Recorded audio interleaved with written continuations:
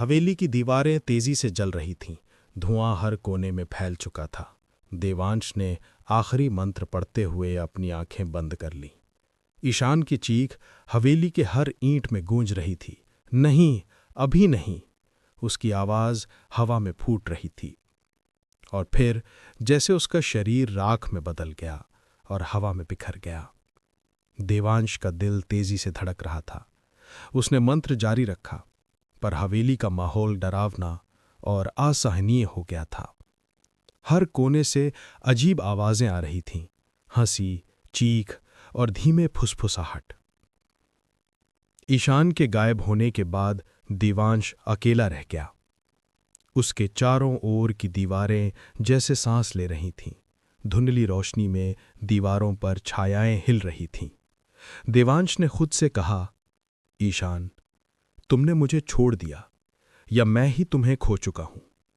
तभी हवेली की फर्श से एक हल्की हलचल हुई। देवांश ने पीछे मुड़कर देखा, कोई नहीं था, पर फिर भी उसके कानों में वही आवाज गूंजने लगी, तुम अकेले नहीं हो, डर के बिना नहीं बच सकते। देवांश ने राख के ढेर के पास झुककर देखा।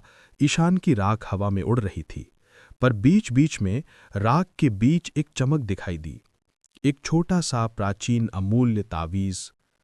देवांश ने उसे उठाया। जैसे ही उसने ताबीज को हाथ में लिया, हवेली के चारों तरफ से हवा तेज हो गई। दीवारों पर उभरती लकीरों में प्राचीन चिन्ह चमकने लगे। ताबीज ने देवांश के हाथों में हल्की गर्मी पैदा की। ये किसी शक्ति का स्रोत है, उसने फुसफुसाते हुए कहा। जैसे ही देवांश ने ताबीज को पकड़ रखा, हवेली की छत से अचानक आवाजें आने लगीं। पुरानी आत्माएं, जिनकी शक्लें पहले अजीब और अस्पष्ट थीं, अब पूरी तरह दिख रही थीं। उनकी आंखों में लाल चमक थी। वो धीरे धीरे देवांश की ओर बढ़ रही थीं। देवांश ने डरते हुए मंत्र पढ़ना शुरू कर दिया। मंत्र पढ़ते पढ़ते उसकी आवाज कांपने लगी। आत्माएं उसके चारों ओर घूमने लगीं। उनकी हंसी और चीखें हवा को चीर रही थीं। देवांश का ध्यान अचानक राख के ढेर पर गया।